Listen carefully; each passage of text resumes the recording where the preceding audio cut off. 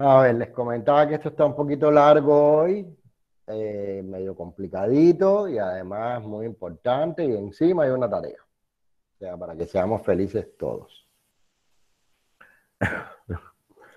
Bueno, hoy vamos a continuar con el metabolismo de carbohidratos. Nosotros la semana pasada estuvimos viendo una introducción donde vimos la digestión y la absorción fundamentalmente de los carbohidratos, los órganos en donde ocurre, cuáles son, digamos, los enzimas más importantes en esa digestión de los carbohidratos y empezamos a ver también las conexiones que había entre el metabolismo de carbohidratos y otros metabolismos como el de las proteínas y el de los lípidos, muy someramente. Y bueno, y empezamos a estudiar un elemento clave en el metabolismo de los carbohidratos, que es la respiración celular, o sea, todo ese proceso degradativo de los carbohidratos que comienza con la glucosa, eh, atraviesa o experimenta un grupo de reacciones denominadas glucólisis o glicólisis o glucolisis o glicolisis. Hay diferentes maneras de decirlo según donde lo acentuemos. Eh, y vimos que, bueno, de manera general esa glicolisis llega hasta el piruvato. Ese piruvato de alguna manera entra en el ciclo de Krebs, luego transcurre hasta la cadena de transporte electrónico y fosforilación oxidativa y finalmente todo esto tiene un objetivo esencial que es producir energía. Bien, nosotros la semana pasada vimos con detalle, con cierto detalle, ese proceso de glucólisis o glucolisis, como quieran llamarle, y vimos que ese proceso de glucólisis o glucolisis ocurría en el citoplasma y que como resultado de ese proceso se producían dos moléculas de ATP y también se liberaban dos moléculas de NADH. ¿Está bien? O sea, hay una energía tácita ahí que es el ATP y un NADH que veremos después cómo también al final se convierte en energía. Recordad que ese NADH, tanto como el FADH2, son cofactores enzimáticos cuya función es transportar electrones. Entonces eso fue, digamos, hasta donde llegamos la semana pasada y hoy entonces nos vamos a adentrar en ese famoso ciclo de Krebs, ciclo del ácido de los ácidos carboxílicos y después en la cadena de transporte electrónico y fosforilación oxidativa. Como ustedes están viendo aquí en esta imagen, bueno, obviamente, efectivamente, la glicolisis ocurre en el citoplasma, pero ya tanto el ciclo de Krebs como los procesos relacionados con la cadena de transporte electrónico y fosforilación oxidativa ocurren en la mitocondria. O sea, tiene que haber un traslado desde el citoplasma a la mitocondria de ese piruvato, ¿verdad? Recordar además que un mol de glucosa produce 2 moles de piruvato, eso es un dato importante, y ese piruvato se traslada a la mitocondria. Y de esa mitocondria después va a transitar hasta el ciclo de Krebs que se llama así en honor a su descubridor, Hans Adolf Krebs, un bioquímico alemán que como dato interesante, bueno, obtuvo en el año 1953 el premio Nobel de Fisiología. O sea, estamos hablando de personajes de extraordinaria relevancia para la bioquímica. Ese ciclo de Krebs ocurre en la matriz mitocondrial, o sea, en el centro de la mitocondria. Después vamos a hablar un poquitico de la mitocondria. El combustible fundamental es el acetilcoenzima A. Y ustedes dirán, bueno, ¿y esto de dónde salió? Porque hasta donde yo sé, lo que entra ahí es piruvato. Ahora me dicen que el punto de partida o el combustible es el acetilcoenzima A. ¿De dónde sale el acetilcoenzima A? Lo vamos a ver en un instante.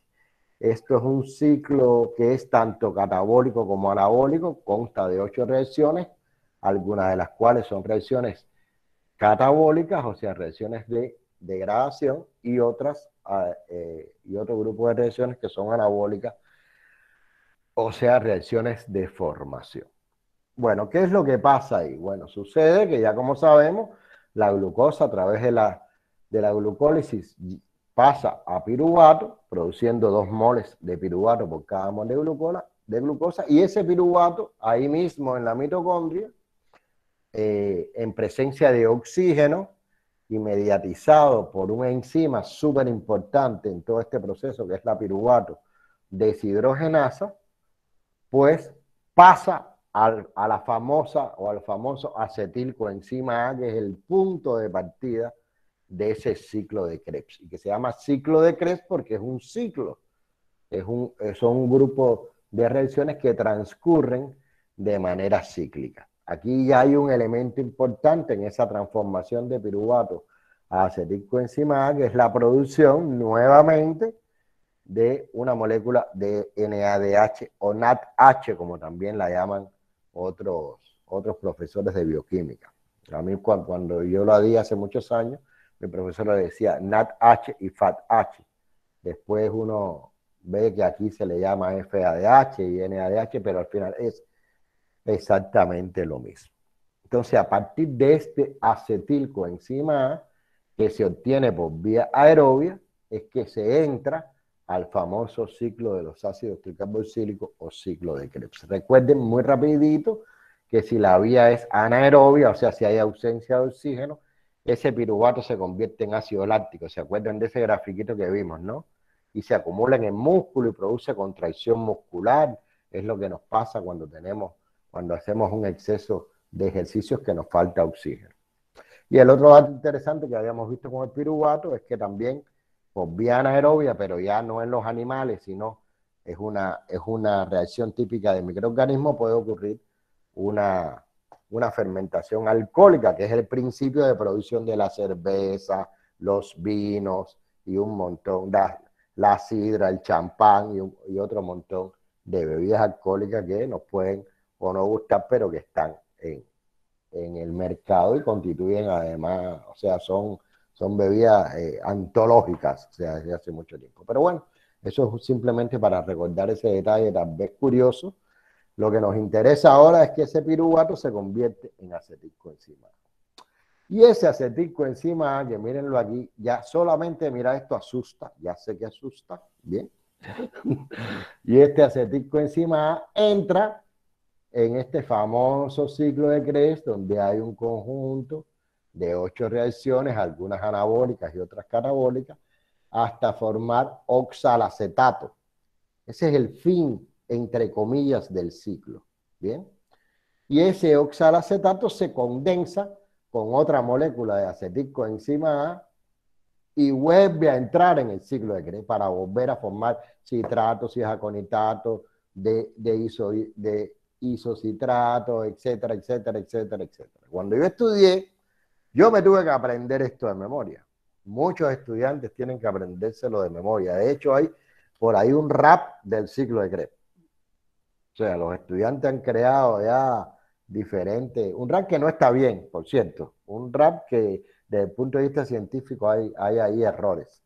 Yo no quiero ni que se aprendan el rap, ni que se aprendan cada una de las reacciones del ciclo de Krebs en lo absoluto. Eso es lo que me interesa. Bien, yo quiero que entiendan la importancia del ciclo de Krebs. No tienen que aprenderse todos los productos que se forman ni todas las enzimas. Esas enzimas están allí en rojo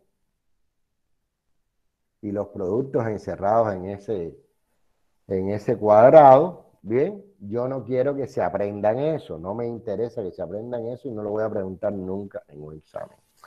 Me interesa que entiendan que en este ciclo de Krebs, en primer lugar, es un ciclo que va a continuación. Primero que parte del acetilcoenzima A, que ese acetilcoenzima A proviene del piruvato y que todo este proceso ocurre en la matriz mitocondrial y que ese piruvato a su vez proviene de la glucosa. ¿Bien? Y lo importante en este ciclo, para mí y para ustedes también, por supuesto, si es para mí, son estos momentos. Estos momentos donde hay una personita que he puesto toda alterada, porque son momentos de producción de energía. O sea, fíjense que en este primer paso, del isocitrato al cetoglutarato, hay producción de NADH. Ese NADH, vamos a ver que es muy importante. O sea, ya tenemos un NADH en la glucolisis, tenemos NADH del paso del piruvato acetilcoenzima A, y aquí en varios momentos hay una producción de NADH, o sea, hay 3 moles de NADH que se están formando en 3 momentos diferentes de ese ciclo de Krebs. NADH, que es un transportador electrónico. Pero además del NADH también se forma el FADH2, que es otro transportador electrónico. Y que al final vamos a ver cómo eso se convierte en energía. Y además se produce GTP, que sí ya es energía neta. Bien, esos son los elementos que a mí me parecen esenciales y que ustedes tienen que captar. O sea, que poquito a poco están viendo cómo se va liberando por reacciones exergónicas, ¿verdad? Recordar eso. Liberando ATP, hay 2 por allá por la glicolisis, más 2 NADH, después del piruvato a la acetilcoenzima A también hay liberación de NADH, y aquí hay, en este ciclo, estamos viendo 3 momentos o 3 moles o 3 moléculas de NADH que se forman en 3 momentos diferentes de ese ciclo de Krebs. Estamos viendo otro transportador electrónico que se forma también como resultado de una reacción que libera ese transportador, en este caso FADH, y además que hay una formación directa ahí de energía con el GTP que se va a convertir inmediatamente en ATP. ¿Está bien? Hasta aquí está claro, ¿verdad? Esto es lo que me interesa. No me interesa ni tan siquiera que ustedes se aprendan en qué tipo de reacciones es que se libera energía. Ni me interesa tampoco que ustedes se aprendan cuáles son los enzimas que facilitan, favorecen o catalizan esas reacciones en las cuales hay liberación o formación de NADH, FADH y energía. Bien, lo que me interesa es que sepan cuánto hay ahí. Y hay que recordar otra cosa. Hay que recordar que una molécula de glucosa da 2 moléculas de piruvato. Cada molécula de piruvato da una molécula de acetilcoenzima A. O sea, una molécula de glucosa también da 2 moléculas de acetilcoenzima A. ¿Bien? Por lo tanto, si todo esto es doble, porque este ciclo está en este momento descrito para 1 mol de acetilcoenzima A, pero en realidad hay 2 moles de acetilcoenzima A porque hay 2 moles de piruvato, todo esto es doble. ¿Se entiende, verdad? Si hacemos un análisis parcial de lo que ha pasado hasta ahora, estamos viendo que en la glicolisis se producen 2 ATP y 2 moles de NADH. Que en la formación de acetilcoenzima A se producen 2 moles de NADH. O sea, en la reacción que vimos era 1, pero como hay 2 piruvatos, también hay 2 moles de acetilcoenzima A. ¿Se entiende, verdad? Y aquí en el ciclo de Krebs hay 2 ATP producidos, porque hay que multiplicar por 2 ese ATP que se forma neto, y hay 6 moléculas de NADH, porque eran 3, pero como cada mol de glucosa produce 2 moles, de todo lo demás serían 6, y además 2 moles de FADH, de H2, perdón. ¿Saben? O sea, no hay tanto ATP neto. Al final hay solamente 4 moléculas de ATP, pero sí hay un ATP potencial, ¿verdad? Hay energía potencial porque hay 10 moléculas de NADH y 2 moléculas o 2 moles de FADH2. ¿Está bien? Esto es lo que me interesa que ustedes capten del ciclo de Krebs. El que se lo quiera aprender, no hay problema, se lo aprende, yo no me lo sé. Honestamente, yo no me lo sé. Yo me sé las enzimas fundamentales, pero así paso a paso, acordarme en memoria, no me lo sé, ni creo que al nivel que estamos sea importante saberse eso, y por eso es que no enfatizo en eso. ¿Ven?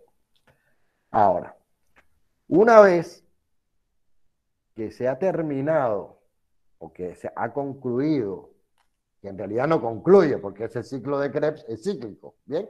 Siempre que haya glucosa va a haber ciclo de Krebs. Incluso cuando no hay glucosa, el glucógeno va a formar glucosa. Y recuerden que habían ciertos aminoácidos que entraban por la vía de acetilcoenzima A y la vía de piruvato para formar azúcar. O sea que ese es un ciclo, y tal como lo dice la palabra, es un ciclo infinito mientras haya glucosa. ¿Bien? Pero lo que sucede es que ahora va a haber una transposición o un grupo de reacciones que van a estar relacionadas precisamente con los transportadores que se liberan en el ciclo de Krebs. O sea, con esas moléculas de NADH y esas moléculas de FADH2, ¿verdad? Y esas moléculas van a entrar en lo que se conoce como cadena de transporte electrónico y fosforilación oxidativa, que también ocurre en la mitocondria.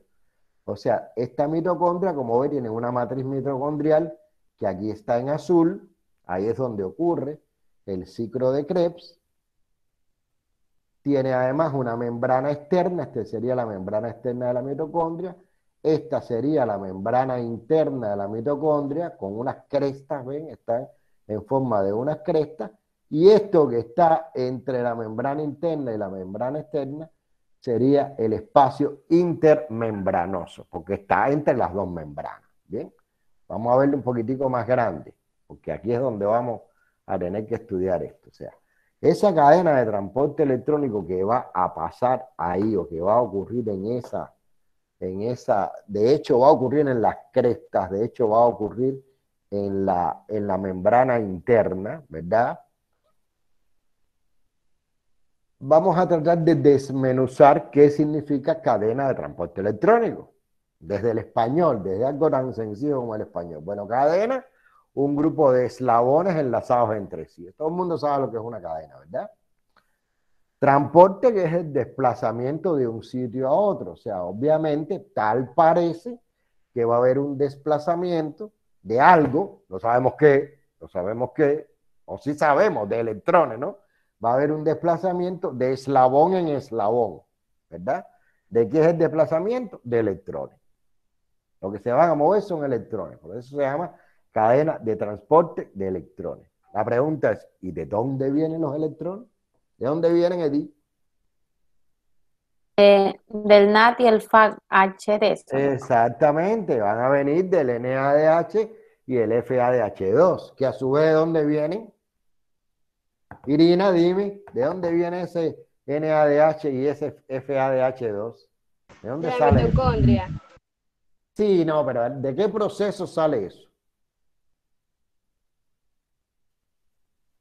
¿Quién lo formó? ¿De dónde salieron? Están en la mitocondria, ese es el lugar, pero ¿de dónde? ¿Cómo llegaron ahí?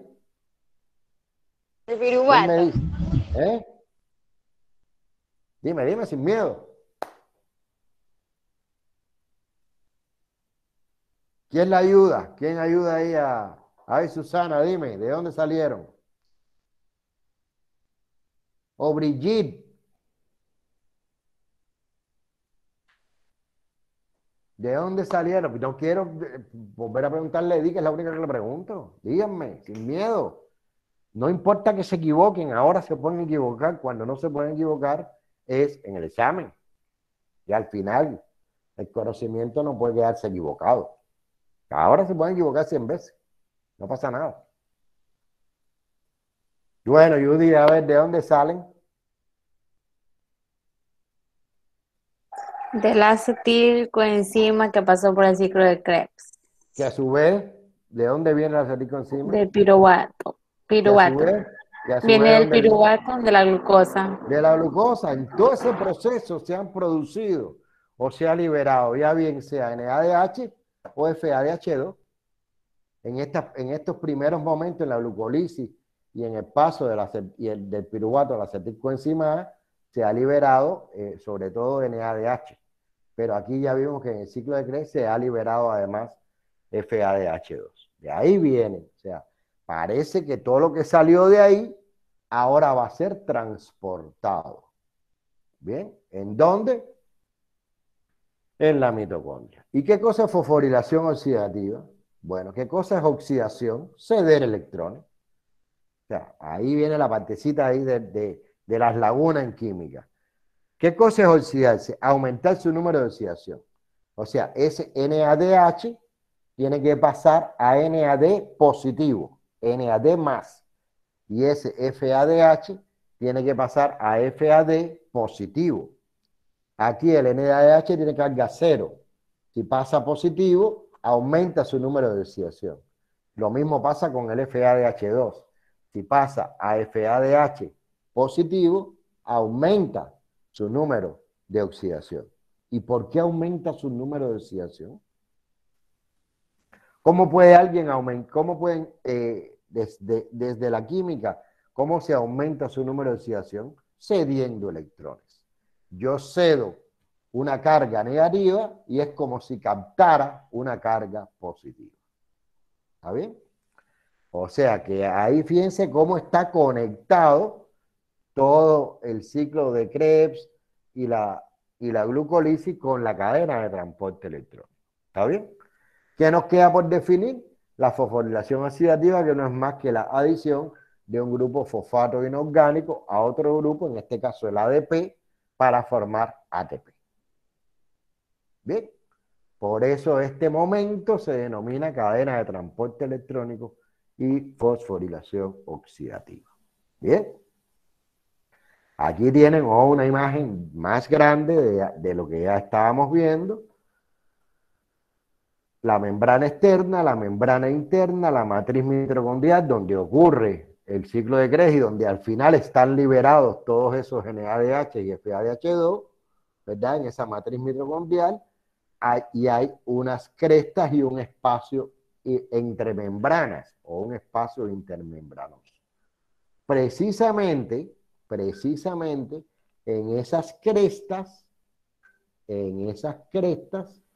es donde van a estar esos eslabones en la cadena a través de los cuales van a transitar los electrones que aporten el NADH y el FADH2.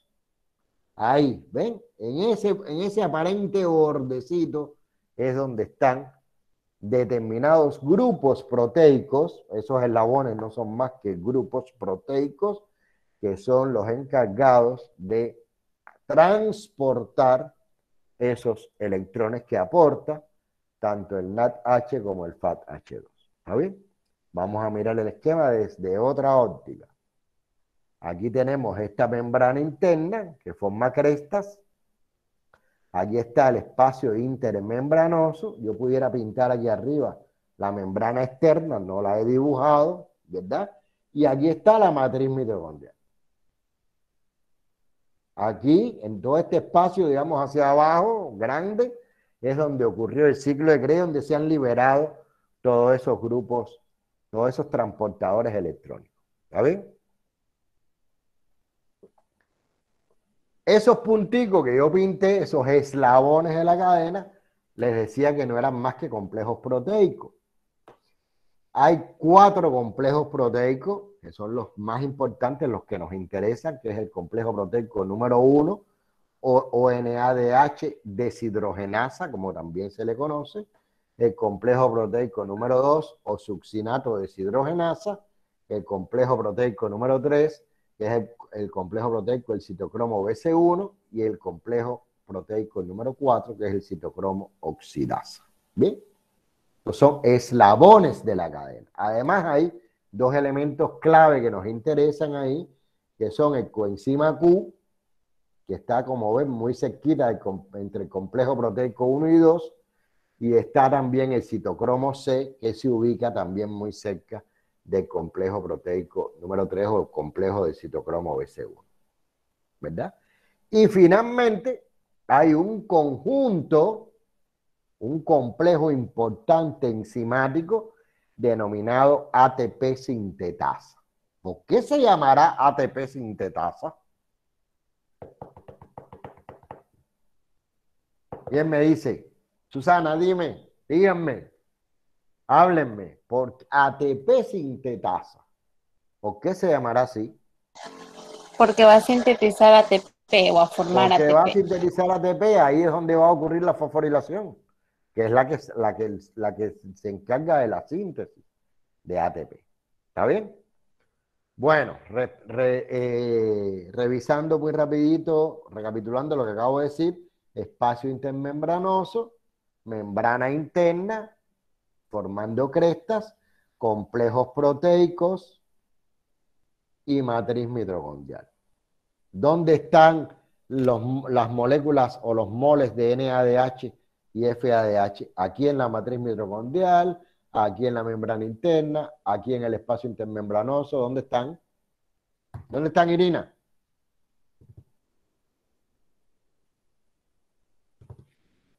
Irina como se acerca, como si acercándose lo fuera a ver mejor, pero bueno, parece que sí. ¿Dónde están? ¿Dónde ocurrió el ciclo de Krebs? Brigitte, muéstrame tu rostro, que estás muy oculta hoy. Profesor, en la membrana, ¿En dónde? en la membrana interna. No, en la membrana interna están estos complejos. Voy a ir para atrás. Míralo aquí. ¿Dónde ocurre el ciclo de Krebs? En la matriz mitocondrial. Aquí adentro es donde ocurre el ciclo de Krebs. Por tanto, aquí es donde están esos transportadores. ¿Qué es lo que va a pasar? Viene un mol de NADH, se acerca al complejo 1. Para él ceder esos electrones se tiene que oxidar, ¿verdad? Se oxida a NAD positivo y libera 2 electrones. Esos 2 electrones van hacia el complejo 1 y bombean 4 hidróneos. Después son transportados por el enzima Q, por el coenzima Q al complejo 2 y vuelven a bombear otros 4 hidróneos. Después son transportados por el citocromo C al complejo proteico 4 y aquí ya no bombean 4 hidróneos, sino bombean 2 hidróneos. Lo interesante de aquí es que fíjense que ese NADH, esos electrones, no pasan por el complejo proteico 2. En el complejo proteico 2 no hay ningún bombeo. Saltan del 1 al 3 con ayuda del coenzima Q y después van al complejo 4. ¿Está bien? Esos electrones que se van moviendo, se van transportando, cadena de transporte electrónico, al final la materia ni se crea ni se destruye. Al final reaccionan con una molécula de oxígeno que viene de la respiración. ¿De dónde viene ese oxígeno?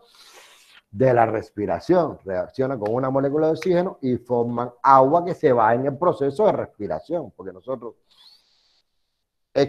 aspiramos y expiramos vapor de agua, dióxido de carbono. ¿Está bien? ¿Y qué pasa con esos hidróneos? Pues que se van moviendo y a través de ese complejo, que es el complejo de la ATP sintetasa, producen ATP, porque ahí ocurre un proceso de fosforilación. ¿Bien? ¿Cuánto ATP produce? Bueno, se sabe que por cada 4 hidróneos que se bombean al espacio intermembranoso y que después atraviesan o llegan al complejo ATP sintetasa, se produce una molécula de ATP. ¿Bien? Por tanto, si habían 10, ¿se acuerdan que habían 10, verdad? 4 primero, 4 después y 2 finalmente.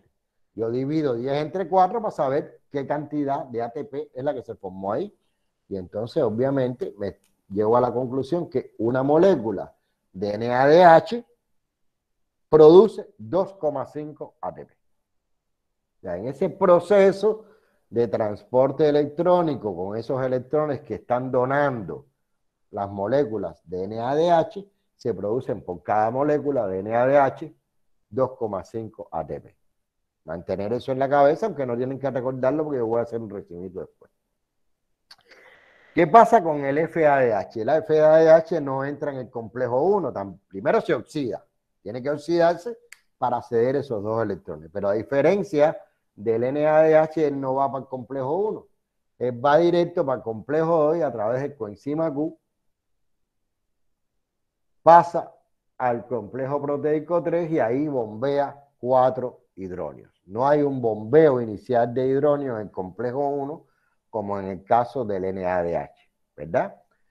El proceso transcurre de manera idéntica a partir de aquí a como transcurrió con el transportador NADH. Por el citocromo C va para el complejo proteico número 4, ahí se bombean otros 2 hidróneos, esos 2 electrones se unen al oxígeno y forma una molécula de agua que se elimina en la respiración, y estos 6 electrones, en este caso ya no 10, también son aceptados por el complejo ATP sintasa o sintetasa, también puede ser, me gusta más sintetasa que sintasa, para producir ATP. Y como ya sabemos que por cada 4 hidróneos se produce un ATP, pues ahora lo que tenemos que hacer es dividir 6 entre 4 para ver cuántos ATP produce una molécula de FADH2.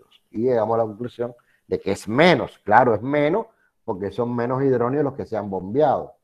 El NADH bombeó 10 moléculas de hidróneo, en tanto el FADH2 solo bombeó 6, ¿verdad? Por tanto, aquí sería 1,5 ATP. Y fíjense cómo no precisamente de manera mágica, sino de manera fisiológica y bioquímica, esos transportadores se convirtieron en energía, que es al final lo que nos interesa. Entonces, si hacemos un resumito de lo que ha ido pasando hasta ahora, bueno, en la glicolisis se produjeron 2 moléculas de ATP y 2 moléculas de NADH. Como son 2 moléculas de NADH y cada molécula produce 2,5 ATP, yo digo 2 por 2,5 y bueno, se han producido entonces 5 ATP como resultado de la glicolisis, o perdón, 7 ATP porque serían 5 de lo que vino de la cadena de transporte electrónico más los 2 netos que se produjeron en la glicolisis. En la formación de acetilcoenzima A lo que se produjo, no se produjo energía como tal, lo que se produjo fue NADH. ¿Cuánto? 2. Multiplico por 2,5 y me da 5. Bien. Y en el ciclo de Krebs, como resultado del ciclo de Krebs, se produjeron 2 y 6 moléculas de NADH y 2 moléculas de FADH2. Cuando hago la multiplicación me da 18 ATP. Conclusión, ahí tengo 20. Sumo todo y eso parece ser que un mol de glucosa es capaz de combustionarse hasta CO2 y agua, ¿verdad? Produciendo 32 ATP. ¿Entendieron esas cuentecitas? Que tampoco es que la tengan que hacer, ¿no? Parece ser así, pero no es exactamente así. ¿Por qué? Porque aquí hay un transporte activo complicado. ¿Cuál es? En el que yo estoy en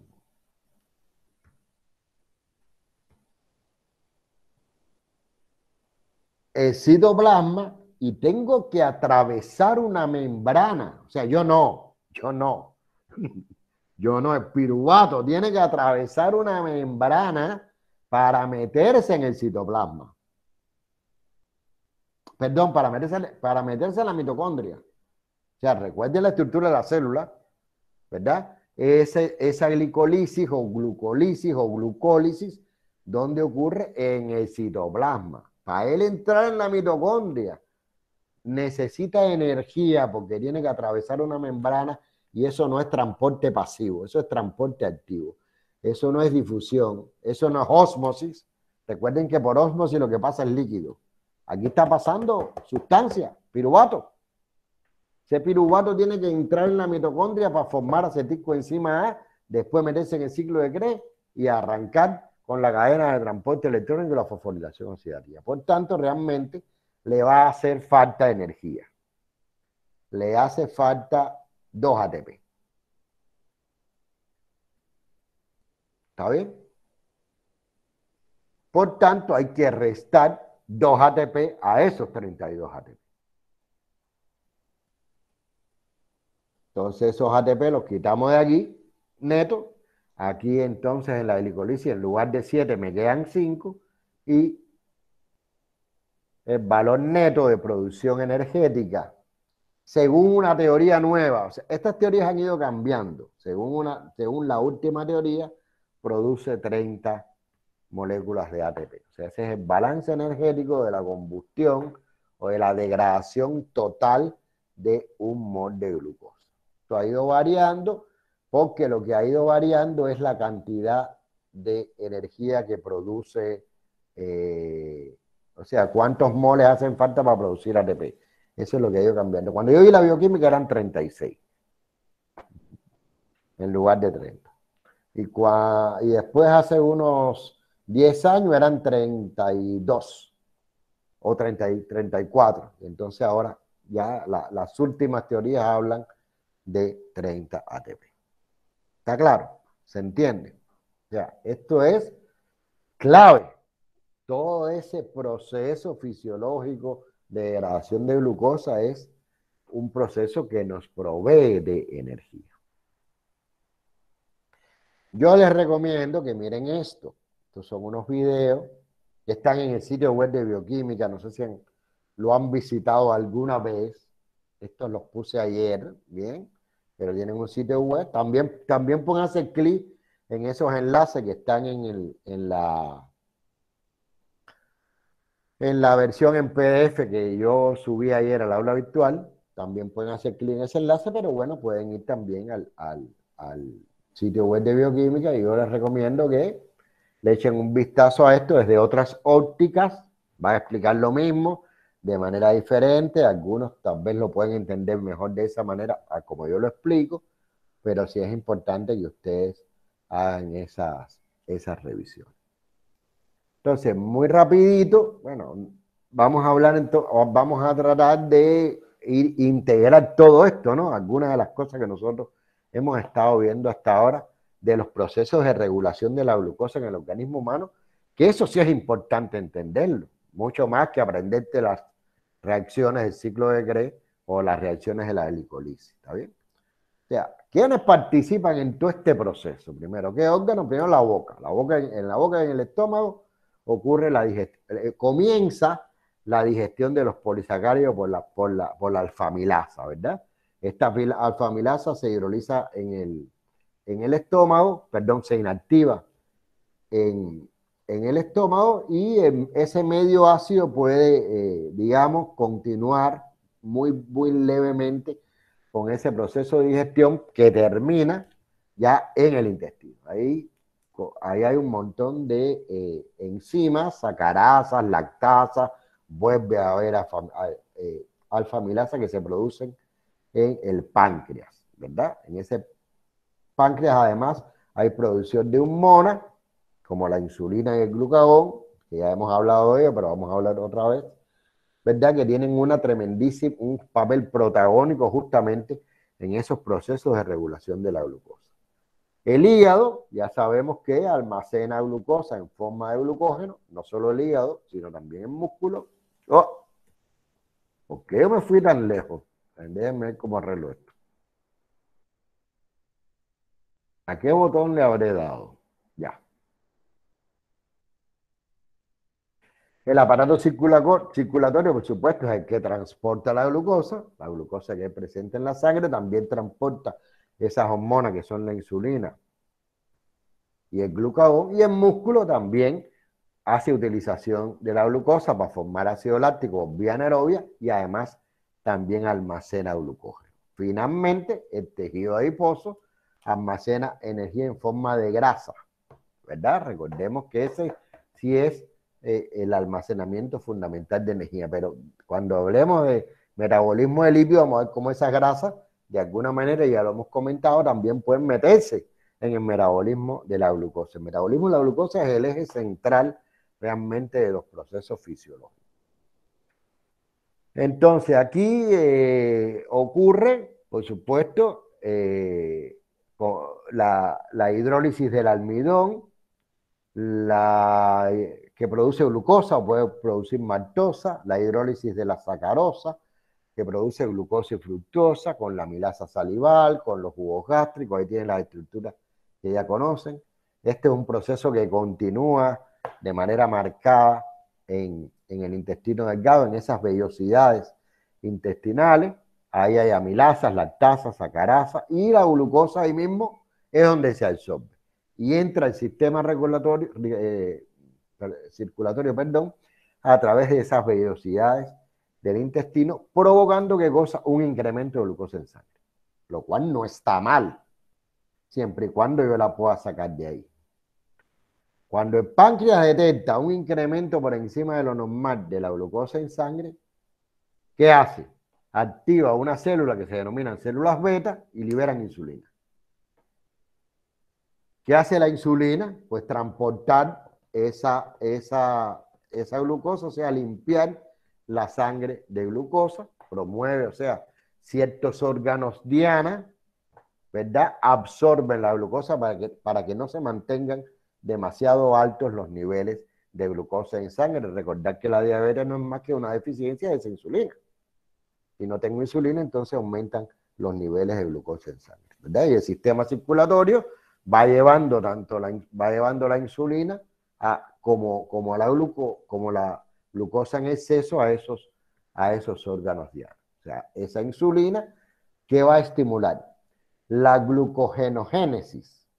¿Qué cosa es la glucogenogénesis? Las génesis. ¿Qué cosa es génesis?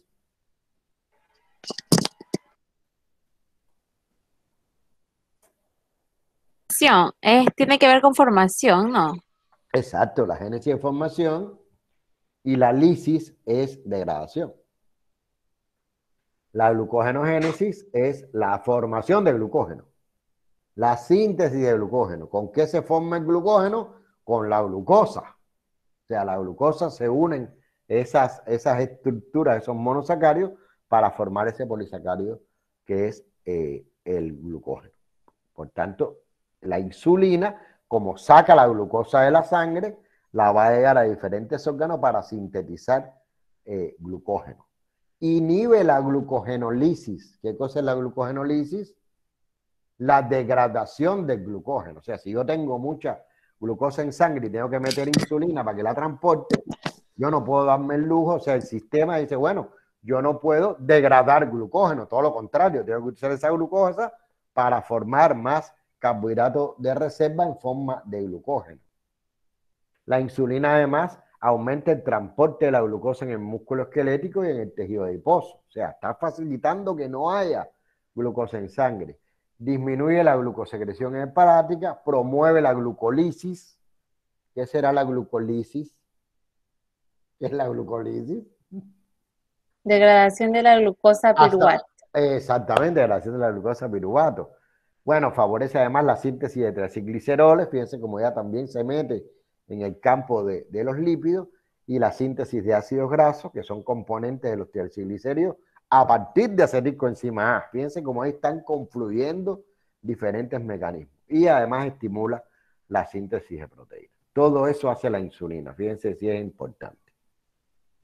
Ahora, parte de la glucosa es absorbida por el hígado y se almacena como glucógeno, que es una fuente de energía. Eso lo hemos visto varias veces. Por otra parte, las células de los músculos también utilizan la glucosa como fuente de energía o la almacenan como glucógeno. Ya estamos viendo la acción de varios. El tejido adiposo usa la glucosa para formar ácidos grasos. ¿Bien? ¿Qué pasa cuando estamos haciendo ejercicio o estamos en ayuno? En ayuno yo estoy cada vez que les doy clase. No sé cómo no me he desmayado, ¿verdad? Ya eso estuvimos hablando la semana pasada, pero vamos a repetirlo. Bueno, disminuye el nivel de glucosa en sangre,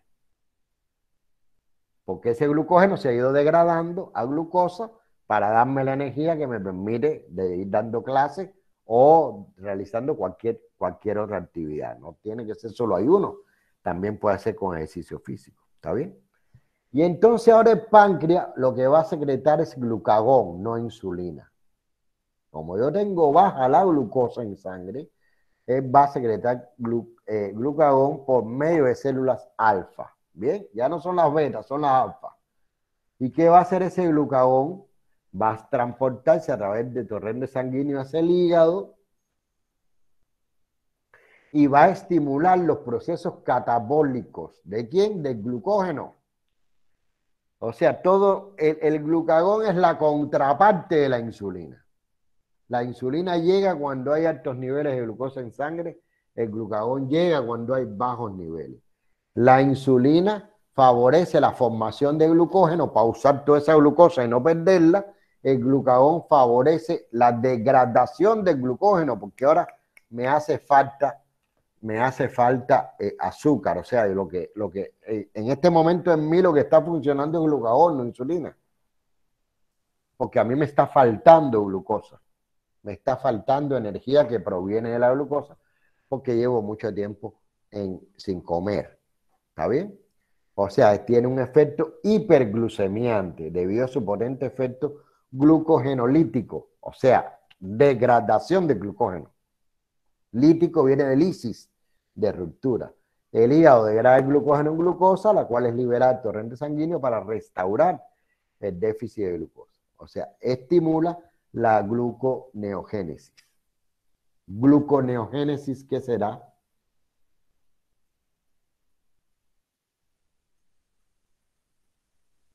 Fíjense que no es gluco. ¿Formación de qué, Eddie? Cosas de Claro, glucógeno. formación de glucosa. ¿De dónde? Del piruvato. Ahora viene al revés la cosa. Fíjense que está la gluconeogénesis y la glucogenogénesis. Una es la formación de glucosa, la primera. La segunda es la síntesis de glucógeno, ¿verdad? Y bueno, al llegar al nivel normal se deja de liberar glucagón. O sea, fíjense cómo todos son procesos tendientes a la regulación de la glucosa. Bueno, los efectos del glucagón ya los acabamos de decir, no los vamos a repetir. Yo los pongo aquí porque cuando esto lo convierte en PDF para que ustedes tengan ya información mucho más reducida. ¿Está bien? Bueno, eso es lo que yo tenía hasta hoy, que al final, miren, no ha resultado tan largo, lo he sintetizado, lo que me interesa es que lo entiendan. Y aquí hay una tareita que va para trabajo autónomo y que vale 10 punticos, para que se ganen 10 punticos fácil ahí. No quiero machacarlos, ¿bien?